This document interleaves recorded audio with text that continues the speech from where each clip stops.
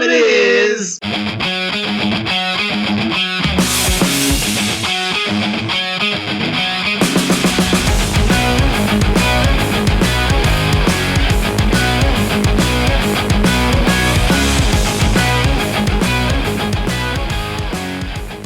Thank you all for checking out the C-Squared Hour. I'm your host, Chris, bringing you another fabulous episode of me ranting and raving about absolutely nothing. You are getting this episode recorded prior to midnight, so you might get your boy on a little different level of sleep or energy or what. It's not going to be any fucking different. I'm like 12 hours off of everyone else anyway, so 1 a.m. is 1 p.m. for you fuckers. So there's probably not going to be any difference. Except how close I ate dinner to recording this, so maybe I won't get as drunk as soon if that's a thing. Wow, that was an odd tangent to start off of. Let's get into the show, shall we? What in the fuck? Man, if that's how that starts, we're all going to have a good time, aren't we? I forgot last episode, I think, so I'm just going to get it out of the way so I feel better about myself. Buy shit. There's a store. Buy shit. That's all I ask. I mean, no, that's not all I only ask for a few things. Listen to my shows. Respond to me on social media. Tell all your friends, family members, co-workers, and high school acquaintances that for some fucking reason you're friends on all social media with, even though you've never seen them. And buy stuff. Yeah, so really not that much. I knew I forgot something. Daddy's gonna get this a little adjusted better, so I'm not getting the pop. Maybe this should sound better than just the beginning, so if it doesn't, this is what you get tonight. This is why you record at midnight, because there's not more ambient noise in the background. Again, who gives a shit? Obviously, my long-time listeners are going to be wondering, where's the other Chris? Interesting, you should ask. Chris is in the middle of what he's calling a 3-month bender. I don't know if he may have started a month ago. It may have been, I don't know. But he is just going off. And it's a celebratory one this time. He is celebrating the fact that we have seen no less, even in separate areas, no less than 4 billboards apiece saying that plastic recycling is a myth. Why is that such a big deal, you ask? Well, let me tell you, fellow squareheads. We, at this point, 15 years probably, have been saying we don't trust recycling. Just don't get it. I see the shit I throw into the bin. How does it come out to be my water bottle? I don't know. How does a shitload of broken glass turn out to be a car key? I don't know. And no one does. I ask people in the business. I ask people who are... No one knows. And so we've been on this mission, shall we say, to figure out what's really going on in the recycling industry. Does it just all go to places and just go to the same place and it just makes privileged people feel better about not giving back real stuff to the community? So they're like, oh, but I recycle, so I'm giving back to the community that way. That's the most likely scenario. We need to give suburbia something to do to make them feel good about themselves without having to do that much effort. I know. Give them a blue bucket to put this kind of garbage in. Anyway, he's celebrating because finally it's coming into... I mean, it's a fucking billboard. It's not like it's, I don't know, a TikTok ad. Is that what people get into? Is that what the... I really gotta... Here's another thing I gotta work on. I do all these stupid sarcastic, like, oh, this is what the old people are thinking, or, oh, this is what the kids are thinking. I gotta remember that you aren't fucking looking at me.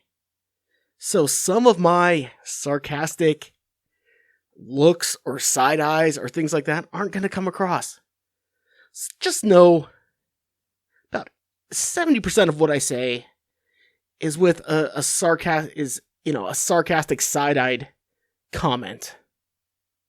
Just remember that when I say something like, "Is that what the kids are doing?" Well, I'm making fun of people who say, "Is that what the kids are doing?" But I'm too old for that to be 100% of a joke, so back to the show.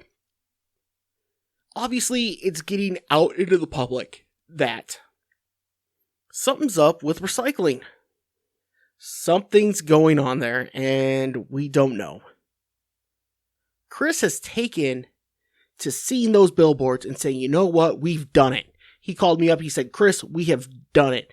And I don't know how his celebration's going. It could be great. He decided to start a MySpace page. He never had one when it was a big deal. Started a MySpace page to show off all his partying and all that. Basically because MySpace was the only game in town when we were originally coming up with our ideas on recycling. So he said, you know what? Here's what I'm going to do just to keep it fresh and to keep, not fresh, that was the dumbest thing. To stay on brand, I am only going to do this on MySpace. So he's doing that. He's celebrating the fact that we put another thing out in the ether, out in the world, and it's finally coming back. We are the true tastemakers, even if it happens decades later. That's us, and he's celebrating that, which he should. He really should. Of course, no one gives a flying fuck till it's hitting their wallet. Both the states that we saw these in, 2 separate states, just passed a 8-cent tax, or one was 10 cents, or 8 cents here in the state of Washington for not using a reusable bag. If you get a bag from the grocery store, it costs you 8 cents. Now people give a fuck? We've been trying to, but now that you see an extra 32 cents on your receipt every time you go to the grocery store, now you're going to start fucking looking at this? Look, we had a chance to really look into this. We've been shouting this from the rooftops. Granted, it was in basically a valley. Shouting from a rooftop in a valley. I'm trying to think of a way for this we were shouting it from a rooftop from a roof that no one could see. That's what I'll say. God, I'm so dumb with analogies. But we've been saying it for years. If you go back to 2006 and you start saying like, hey, let's look into this recycling program that goes on, or this expansion in recycling. Let's see what's really going on here. And you came and found us, we could have done some work. We could have had some movement in the movement. God damn it. We could, let's rewind. We may have been able to move the needle in that sort of, in that movement. But now it's coming out and everyone's going to say, oh yeah, you're only saying that because you don't like the extra tax. You may have been saying that beforehand. Probably not. People don't give a shit till it hits their wallet specifically. But I'm telling you, you had an advocate, and now guess what? We're on to bigger and better things. The problem is, now that it's in the mainstream and there's a tax for it, the only argument's going to be, the end of the argument's going to be, oh, you guys just don't want to pay the extra 24 cents. Well, they got an argument there because you didn't make the billboard before the tax went into place. You could have had us on board, but you decided to ignore us. It's cool. We were drunk living in East Hilliard. You probably had the right to ignore us at the time, even though we were fucking right. Get back to it. That's where Chris is. He's celebrating the fact that people are on board with us. I didn't look at the website. I have no interest in looking at what they're saying about the recycling thing. No interest whatsoever. I don't want to see a better argument than the one I had when this all came up. I would very seriously have to kind of take an L on something that I'm really hanging my hat on this W. I'm really hanging my hat on this win that we've been talking about this for years. But if they have a better argument than I do, or did, my W may not be worth as much. But yeah, I'm not even going to look. I don't want their argument to be better than mine. So I'm not even going to look at what the Billboard website is, or if I hear about it, I hear about it, but I'm not looking because I don't want to know. Not to sound like too much of an old, stuck-up white gentleman, but I had a lovely golf trip this week. 2-hour drive to one of my favorite courses. And we had a great time with a couple of my friends. And you might think that because of that trip, Randy, you're off the hook. With how much fun we had on that trip, you might think you're off the hook. No. Lace them up, buddy. You only have a few days left to make this a less costly endeavor to meet me in the ring. But like I said, I'll make it happen no matter where you go. Yeah, I know you were thinking, oh, another golf trip. This is the time.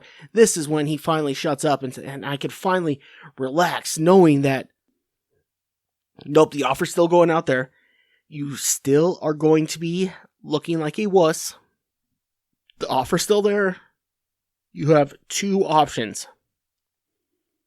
You know those 2 options. Meet me in the ring. I will have everything set up for it. Or publicly announce that you are a pussy. Publicly. You've said it to my face plenty of times.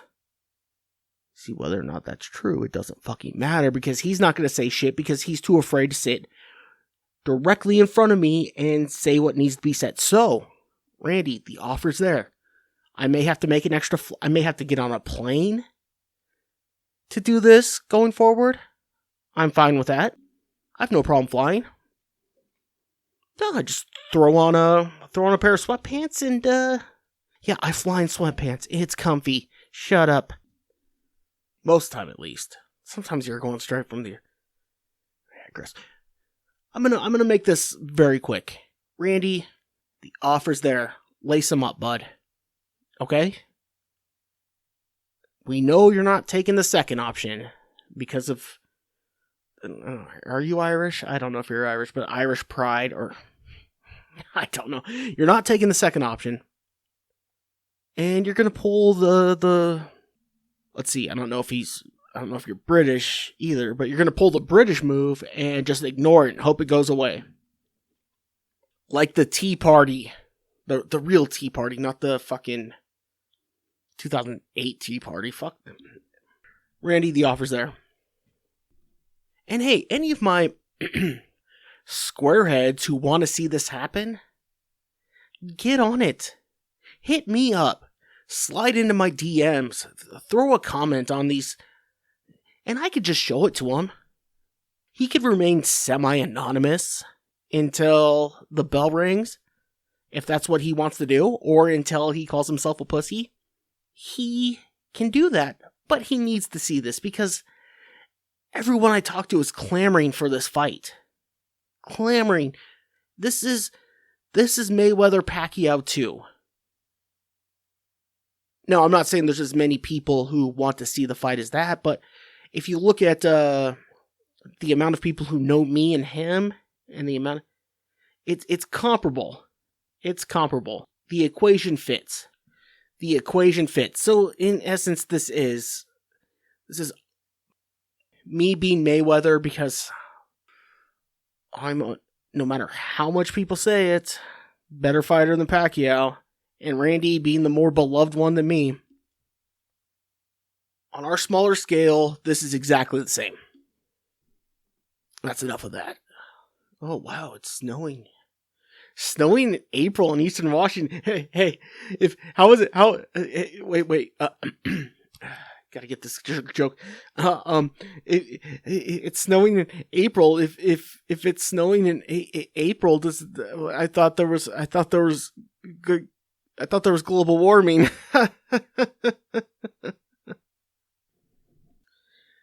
I'm done betting on golf. Officially done. The guy who won it in my last episode, I said, don't even fucking bother. He's not going to win, and the odds aren't good enough. Well, he fucking won.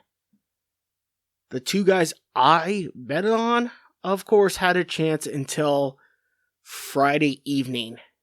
And then they decided to start pissing away then. But at least by the weekend, I knew I was out of money, which was nice. I could just watch it for the pure joy of the Masters instead of having to watch, like, hoping I could get new hubcaps on my car. Yeah, hubcaps. I don't bet rim money anymore. I'm only betting hubcap money. And I'm trying to bring them back, so fuck you. I challenge you to find me a car that wouldn't look better with hubcaps. I wonder if that's still a fucking business out there. Yeah, done betting on golf. But Tiger made the cut, and then he decided to play like shit the rest of the weekend. I'm going to go on record and say he didn't give a fuck. He was going to go make the cut, and you watched him just muscle through getting into the weekend. And once he made the cut, he's like, all right, fuck it. Now the rest of this is just, everyone's saying, is he going to make the cut or not? Once that argument was done, he's like, all right, fuck it. I'm playing with house money now, and just didn't do all the massive preparations or whatever he had to do beforehand. Again, playing with house money. Another gambling term. See, Daddy is going to be on brand a lot more going forward. I'm going to try that. But this weekend just proved I should not bet golf. In fact, I should start only betting NBA basketball. It's the only real sport out there that I kind of know about that I'm not emotionally involved with. Or regular season college basketball. That's the only... Actually, come to think of it, though, I bet game to game in the NCAA tournament. I do pretty fucking well. Hashtag Loyola Chicago, 2 out of the last 3 tournaments they're in. Hashtag GU getting knocked out. Hashtag... See, I'm trying branding, guys. It may not be working. It's fine. I'm trying, though. I gotta. Done betting golf. Opinion time for my squareheads out there. And just hit me up my DMs or comment on my page or shoot me a... There's plenty of ways to get a hold of me, guys. This is going to be one of the most interactive No. Because honestly, you want to know something? I haven't looked at my iTunes comments. Shit, I haven't looked at those in the Coon's age. Like, you guys could be, like, writing all sorts of shit in the comments. They're so nice and sweet or mean, and I haven't looked at those in fucking ever. Problem is, rolling with an Android, harder to do that on the phone. So, I'm either going to have to get an iPad, because I'm not getting a fucking iPhone. Fuck that. Although the shit they were giving for the new iPhone, like, oh, look, it's square again. I actually like that better than the shit everyone else is keep pumping out. Like, yeah, bring back the defined edges. I like that. Anyway, I'm going to need your opinion on something. Is it better to be really good or really bad at sports video games? Every sports, I guess not everyone, but they all talk about their leagues and all this sort of stuff they have. Wow, I just adjusted my headphones. It sounds so much fucking better. They talk about the leagues they have, and they show all the people who are really, really good at it. And if you had you have two choices. Be really, really good at sports video games, but you have to be that guy. Or be really, really bad at sports video games, but you have to or get to be that guy. I will never know because I am slightly above average at every video game I play. I'll never be embarrassed, but I'll never wow anybody. On the flip side, I will never be embarrassed by how good I am, and I'll never wow anybody with how bad I am. So I don't know. I need to know from my squareheads what the answer is. The same day... Yeah, I'm already done with that, if you couldn't tell. Sorry, I'm jumping on the next topic. The same day I meet someone else who struggles, or maybe they don't struggle. Maybe they just live with it and cope with it, and maybe they thrive because of it. I met someone else with epilepsy. The same day I meet them, I see that the Epilepsy Foundation or Epilepsy Awareness gets a NASCAR. Maybe just for a race, maybe for multiple... I don't know. A NASCAR? That's all we fucking get? A NASCAR. They dye stadiums pink. They dye ice pink. They have blue and pink bats and tape and cleats and skates and all this sort of and all I get is a fucking NASCAR? Probably not even a paint job. What's the skin thing they put over cars? God damn it. Screen something, screen print. I don't know. That's probably all it is. It's probably not even a whole fucking paint job, and that's all we get? Fuck you. Cancer uniforms, breast cancer uniforms, cleats, fucking field. Hey, guess what? The thing you're making uniforms for, there's a cure for. Oh god, I had to go QAnon with it, didn't I? See, I lost my argument right there, didn't I? I'll go ahead and cross this off the old show prep sheet because I lost that argument. Well, let's get it back into arguments I know I'll win. USFL starting up, everybody. Enjoy your 3 months, fuckos. Enjoy it. You are just a placeholder until The Rock and the XFL comes back. You are... The XFL keeps announcing new shit. They get Dean Blandino is coming in. They've announced their coaches. They've announced... What the fuck do you have? You have one city you're playing fucking games in? Get the fuck out of here. USFL, go fuck yourself. Oh, we're going to name the teams after a city just to give you a reason to cheer for, but no, we're only going to play in one fucking city. Fuck you. Just say you don't care about local fans. Just say, you know what, we're just trying to get on fucking TV. That's all we're trying to do. But, USFL, your days are numbered. The XFL is coming. I don't know if I'm going to say coming back because this might be a whole different brand, but if you look at the rules they put in place last time, no one seemed to argue with any of those. I went to the only game I had a chance to go to last year. Thanks, China. And it was a blast. The fan experience was unlike some other stuff I've been to. I don't know how you say it's really fun without saying it's not the most fun I've ever been to. I guess technically it was unlike anything else I've been to. It was... Except for other... I'm done. USFL, nice try, fuckers. Just keep those TV slots open. Just keep them filled for this spring. And next spring, when the XFL comes back, in football terms, take a knee and head out the door. Actually, take a knee means you won. Just punt and get off the field. There we go. Just punt and get off the field and let the XFL do their fucking job. Hashtag Go Dragons. Hashtag Breathing Fire. But that's the thing with... I'm not going to get to it. I don't know. I'm all wound up. You see, you get me before midnight or 1 a.m. I get a little more wound up. I got some more energy in these old damn things. XFL made it clear that they want a fan experience from both TV and in stadium. By only having your games in one location, all you're saying is you only care about people who are watching on TV. Which is fine, but what was it? St. Louis had 70,000 fans for one game in the XFL? I doubt you will get 70,000 people.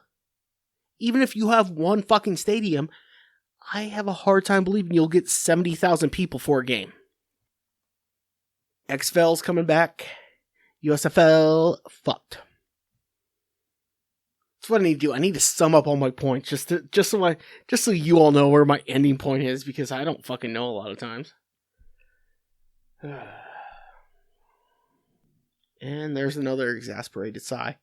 But I've cut out the all rights. The sighs are back, but the all rights are down. So what can you do?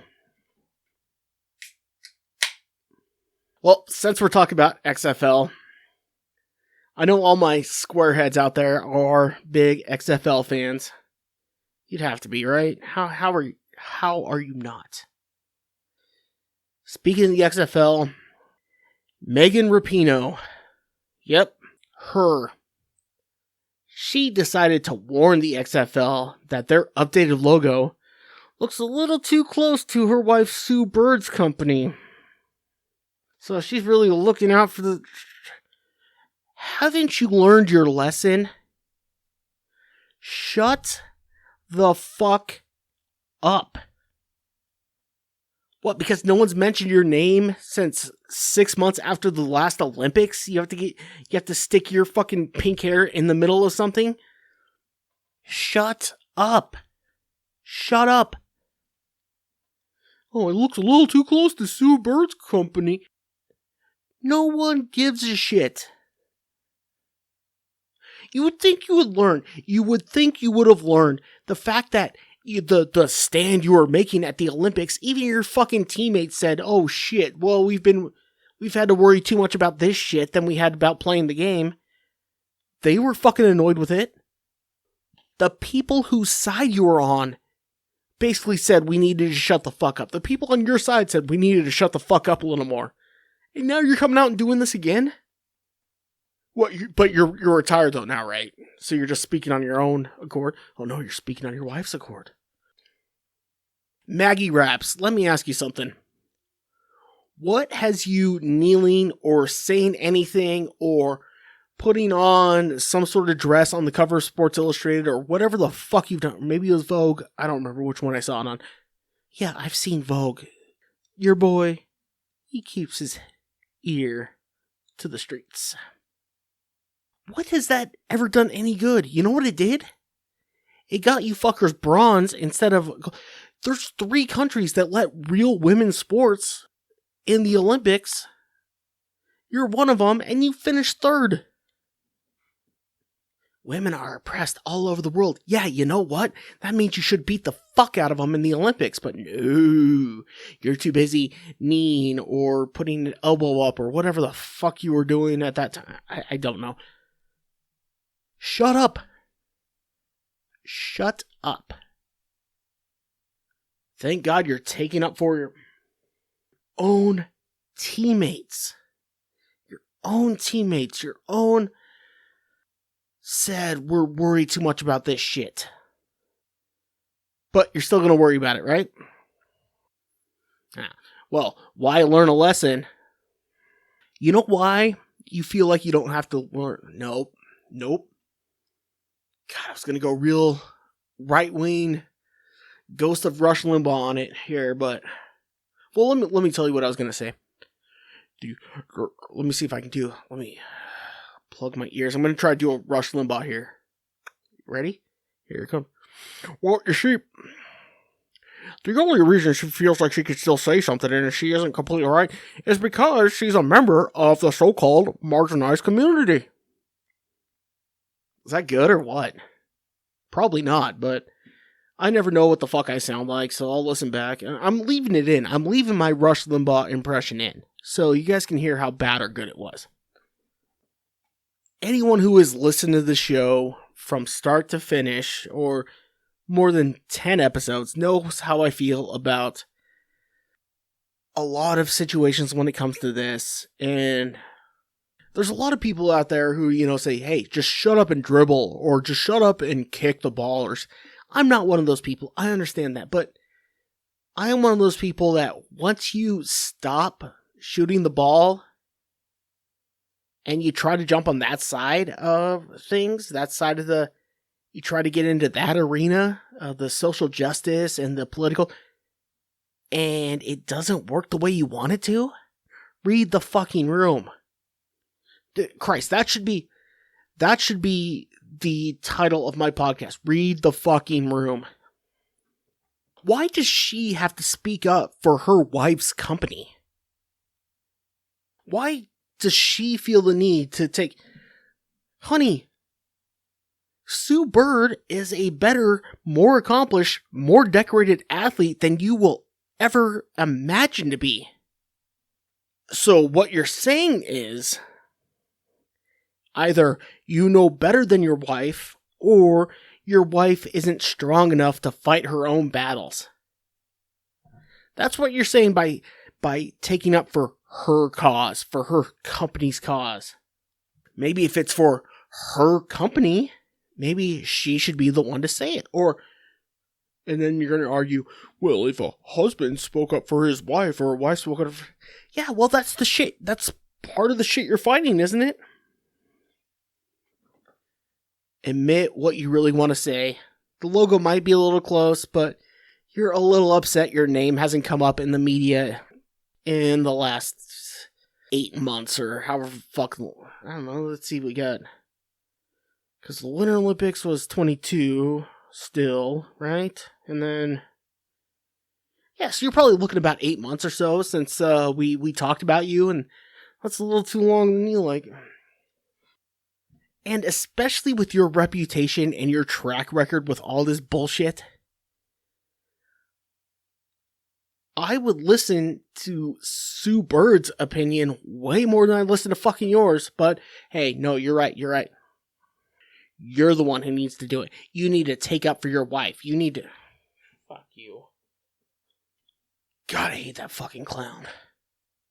And it's not because of her hair or... She's a fucking joke. She's a joke. And in fact, if I were Sue Bird, I would be offended. Your wife just proved that she doesn't respect you. She doesn't think you could fight your own battle. I would be having a dinner table talk with her. Oh, I'm sorry. Sue Bird's still busy getting real endorsements and... performing at a real high level, not the fake women's soccer high level that you're... Sue Bird is better than you, and you don't like it. Your wife is better than you, and it's okay. It's okay. You had your run. But now that the Olympics and the World Cup are out of your hemisphere because you retired, didn't you retire? Now that they're gone... so is your voice. So don't try to steal your wife's voice to keep you in the fucking news. Whew. Did not realize I was that hot about that. I think what bugs me about it, before I get too far into it, if you look at their careers, Rapinoe and Bird, you look at their careers, it's arguable that they were in their prime. Let me see, Bird's probably still in her prime. Different sport, mind you, I get it, yes. Comparable. But she manages to get shit done quieter than... I'm done. No one gives a fuck. I'm going to get myself in trouble if I keep talking about this. Let's go to a lighter subject. Peacock. Peacock streaming service. I talked a long time about how I'm riding the cock. And I'm still riding the cock. Alright, I am going to... God damn it, there was another alright. That's how I talk, though. I don't know. Anyway, I'm riding the cock. I am on board. You got the WWE Network. I'm there. I've been going through watching old Attitude Era Raws. I realized nothing against WWE. It's much more fun rewatching the Raw / Nitros / SmackDown / Heat or whatever it was at the time than it is watching the pay-per-views. Because the best part about wrestling, the reason you got the pay-per-view is because you watched the months of the build-up. I already know what happened in the pay-per-view, so let me watch the build-up. That's the fun part. Vince McMahon didn't get hit with a bedpan at SummerSlam. No, he did that. That was on Monday Night Raw, so let's watch that shit. That being said, I told you, I'm riding the cock. I will ride the cock until it is dead in the ground. But Peacock, I finished every episode of Lockup you had on there. Your move.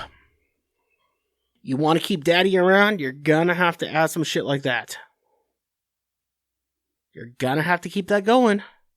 I need something like that. I mean, what, there's 50 episodes of Lockup on Peacock? Lockup, if you don't know, was, honestly, I think you can even get it if you just download Peacock, even without any login or anything like that. You just download Peacock, you watch Lockup. It was a show on MSNBC, and they ran it all day, Saturday, from midnight to midnight. And they just walked through prisons and talked to random prisoners. Quite possibly the best show on TV. I might say of all time. Definitely the best reality show of all time. It was on MSNBC. Peacock, you own all of them. Throw them all up there for me. Or give me something better. I told you, I'm riding the cock. I will ride the cock until you give me a reason not to. You know what would be a reason not to? It's not listen to this and throw up more Lockup episodes. Say, well, you have 7 seasons of Law and Order. Yeah, so do a lot of other fucking channels. Doesn't count. Give me something that most people wouldn't think of streaming, but when you see you can stream it, like, oh wow, yeah, that's awesome. Your move, Peacock. I'll still have you. I still gotta watch the Raws from the Attitude Era.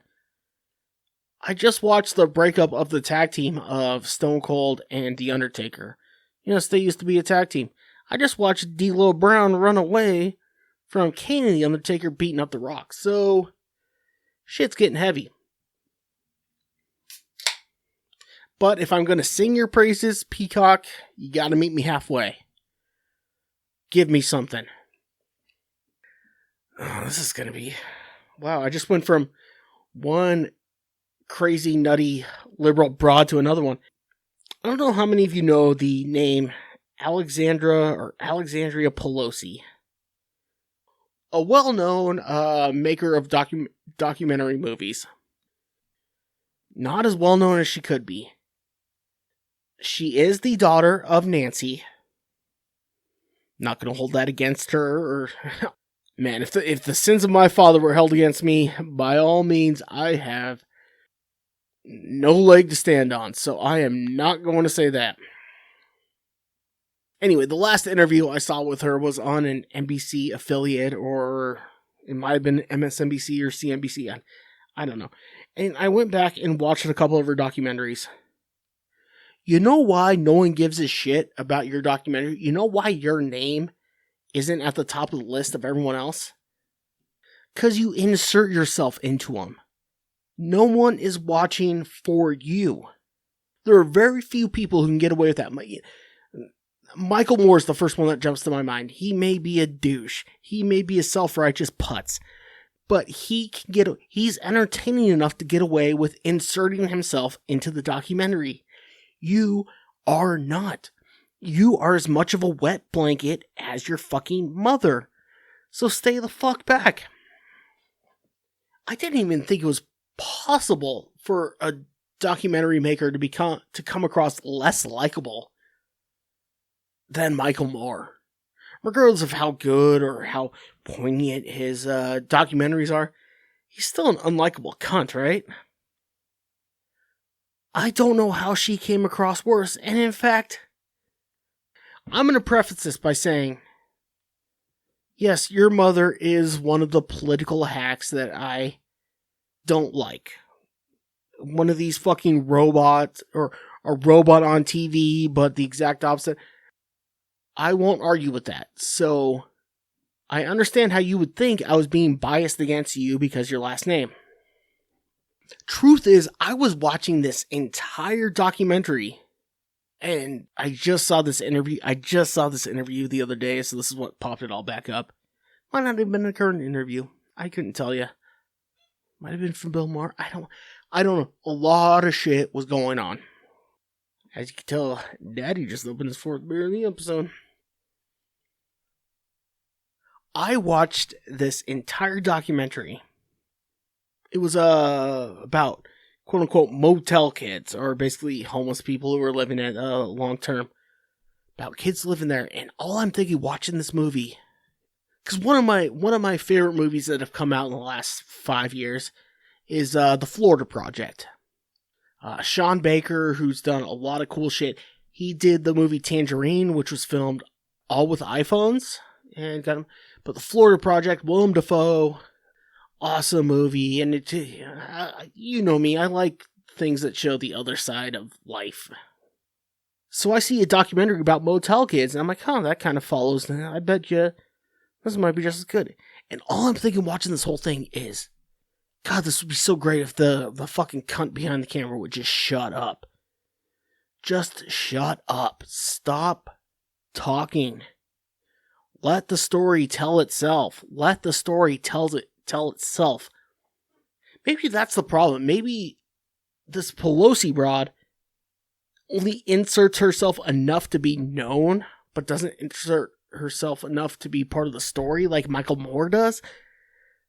I don't know. She just bugged me. But all I'm sitting there thinking is, shut the fuck up. And there are these kids who are living in fucking motels in Southern California. That's the story. We don't need to hear you asking questions or your opinion on it. And then I saw it was daughter Pelosi making the movie. You're not interesting enough or personable enough to insert yourself into the fucking story. Stop fucking doing it. And then I remembered I watched when Obama versus McCain was going on. She did a whole thing for HBO about that, yeah, and how Right America was, wrong because... But again, it would have been a much better documentary had you kept your cunt out of it. You don't need to see every question asked to the people. They know what the fuck you're talking about. Sorry, I'm getting a little angry. Everything comes down to the fact that I'm stupid. I'm real fucking stupid. And I can tell you why this shit isn't working or is working. So how are smart people who are in charge of this shit not just saying, hey, shut the fuck up, or hey, here's how you make this work? Alright. Well, to finish this off, Daddy's gonna go on a happy topic. You ready? I'm getting close, but I promise I won't open another beer because this is getting out of hand, ain't it, folks? I don't know how you do it, and I don't know if I'm the one to do it. I believe Will Smith needs to be nominated for a Nobel Peace Prize. Anyone know how that happens or how it can be? Yes, I know he slapped Chris Rock, but look at the news. Since he slapped Chris Rock, the war in Ukraine, between Ukraine and Russia, is over. Him slapping Chris Rock ended that war, right? I mean, if that doesn't deserve a piece... What? Sorry. My producer is telling me something.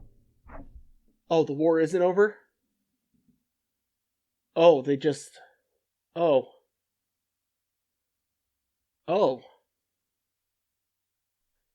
I guess the war isn't over. Looking at the news stories, I was looking through a news source, a reputable news source on my phone, and I figured there was more China news than there was Russia-Ukraine news, and it was all economy based. It was all had nothing to do with the war, and there was the same amount of Britain news, same amount of news from Rwanda. I figured, since I wasn't seeing that, I figured the war was ended, and the last time I saw multiple stories daily from, quote unquote, the front lines was before the Will Smith and Chris. Oh, could it be the fact that Americans don't give a flying fuck? Clearly, we had come to the level of giving a fuck. We had reached the end of giving a fuck. Because it's, a 2-day flight away. So we don't give a fuck anymore. Until it gets further into us. The United States of America is probably going to be taking in a lot of Ukrainian refugees. Probably the right thing to do. Until you see the influx, you're not going to hear more news about it unless everything ends or a battleship was sunk, for fuck's sakes. I mean, that's the fucking... Mattel should be advertising that shit, or Hasbro, or whichever one. That had as much of a headline as the housing market in China. Unless the war ends suddenly, or a major landmark, and I'm talking, I was going to say Sydney Opera House, but what's the thing in Moscow with the colored things at the top? I can't think of a Ukrainian monument that's famous in the West, but until something like that gets destroyed, or the war ends abruptly, or one of the leaders dies abruptly, the only thing that's going to get Americans to care again, like Nancy, to get them to care once again, is once the refugees start hitting our land, quote unquote. So again, I think it's the right thing to do, but we're not going to really give a shit because it doesn't affect us, and we got bored with it. I'm going to put this on the record. If America decides to put troops on the ground, boots on the ground, if you will, in Ukraine, I would be willing to bet that someone in a major news conglomerate, in a major news networks, I'd be willing to bet they had something to do with it.